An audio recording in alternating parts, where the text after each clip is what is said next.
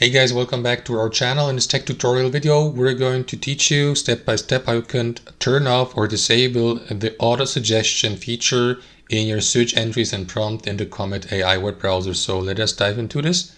Alright guys, so navigate to Comet AI and you may use, for example, the URL address at the top or that communication or text field here to give the artificial intelligence the command to navigate, for example, to a specific website or to conduct search online.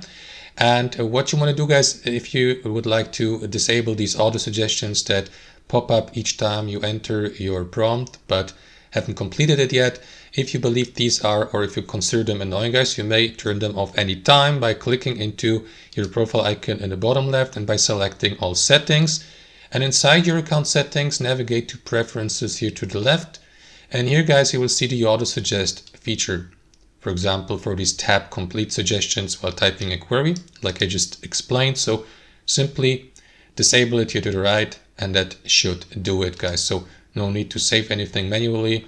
This will then be automatically applied for your future search entries and prompts here and queries. So that's how it works. Hope you enjoyed this video, got some real value from it, and we catch you later.